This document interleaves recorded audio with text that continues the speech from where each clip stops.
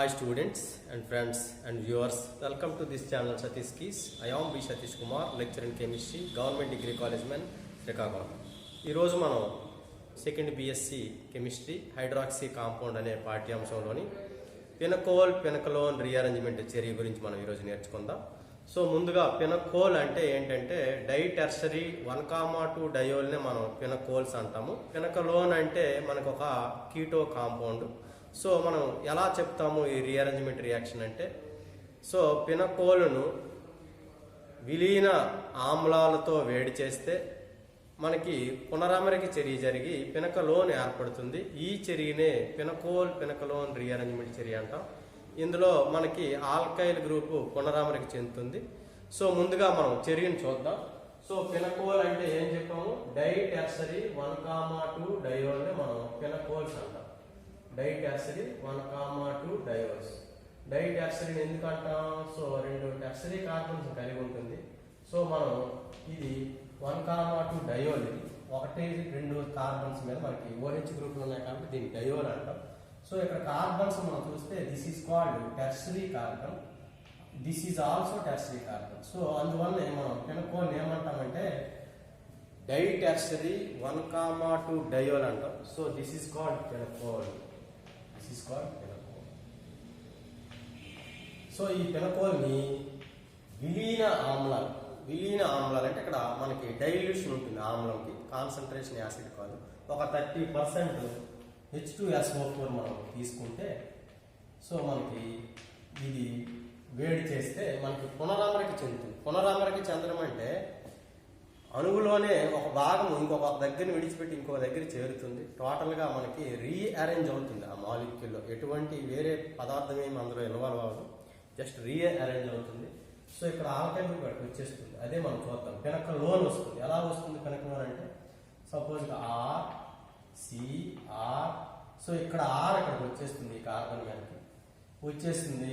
So నీకు C double bond అయిపోతుంది ఆ కార్బన్.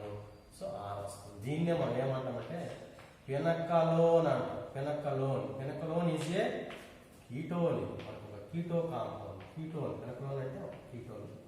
సో ఈ పినకలోన్ వస్తుంది. ఈ రీఅరేంజ్మెంట్ చర్యగా మనం పినకలోన్ రీఅరేంజ్మెంట్ చర్య అంటాం.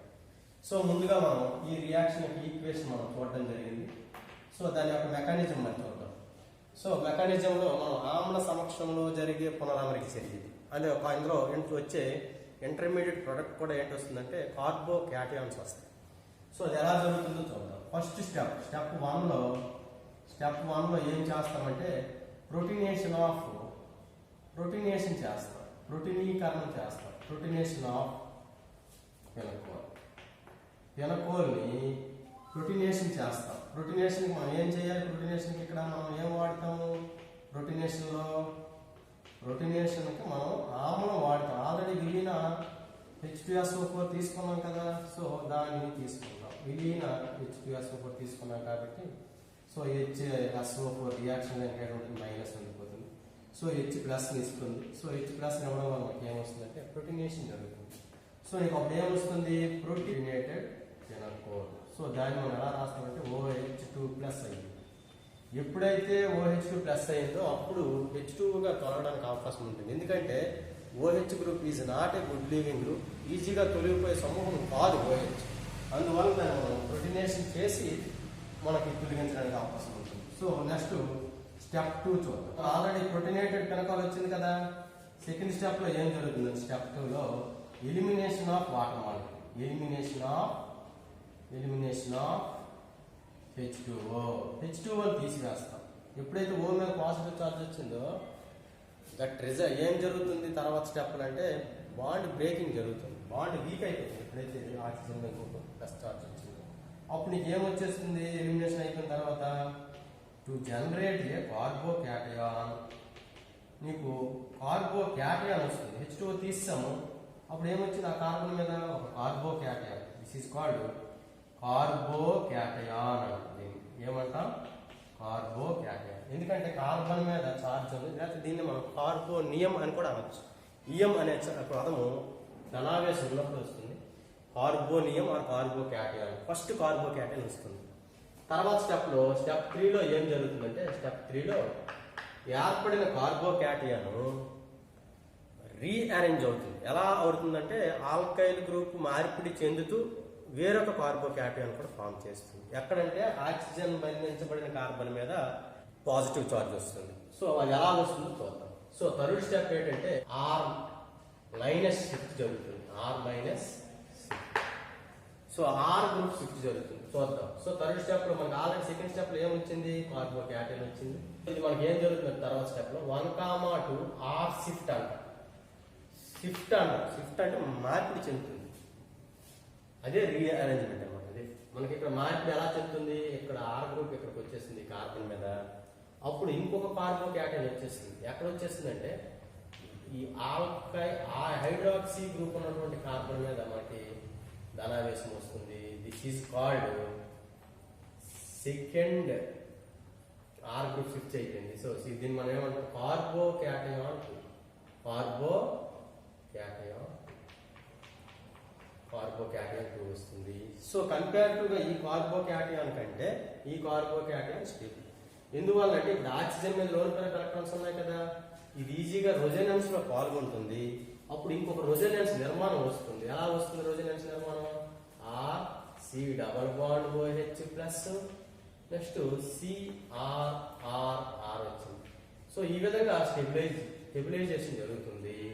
అందువలన మనం ఇది దీనికంటే మోర్ స్టెబుల్ కార్బోక్యాటైన్. తర్వాత స్టెప్ లో ఏం జరుగుతుందంటే స్టెప్ 4 ఏదైతే మన కార్బోక్యాటైన్ వచ్చిందో అది మనకి తర్వాత స్టెప్ లో ఏం జరుగుతుందంటే ఇది ఎసిస్ట్ చేస్తుంది. సో ఎసిస్ట్ ఎలా చేస్తుందంటే ఈ విధంగా మనకి చూపి, సో ఇది మనకి రెసొనెన్స్ లో పాల్గొంటుంది. ఎలా స్టెబిలైజ్ అవుతుందంటే రెసొనెన్స్ లో పాల్గొంటుంది. ఈ స్టెప్ లో ఏం జరుగుతుంది, తర్వాత స్టెప్ లో ఈ కార్బోక్యాటైన్ వచ్చింది కదా, ఈ కార్బోక్యాటైన్ ఇది మనకి సో ఎలక్ట్రాన్స్ ఇచ్చింది. సో నీకు అప్పుడు ఏమొస్తుందంటే నీకు ఒక ప్రోటీనేటెడ్ కీటోన్ కింద మారుతుంది. ఏ విధంగా మారుతుంది, ప్రోటీనేటెడ్ కీటో కాంపౌండ్ కింద మారుతుంది. OH ప్లస్ CR సో ఈ విధంగా మారింది. ఇందాక మనం చూస్తే ఇక్కడ మనకి ఇది కూడా ఆక్టెట్, ఇది కూడా ఆక్టెట్ కింద ఉంటుంది. చూడండి. సో ఈ విధంగా మనకు జరగడం వల్లే మనకి కెనకలోన్ ఫార్మేషన్ జరుగుతుంది. రెండు కూడా ఆక్టెట్ గా మారుతాయి. సో లాస్ట్ స్టెప్ లో స్టెప్ 5 లో ఏం జరుగుతుందంటే డీప్రోటీనేషన్ జరుగుతుంది.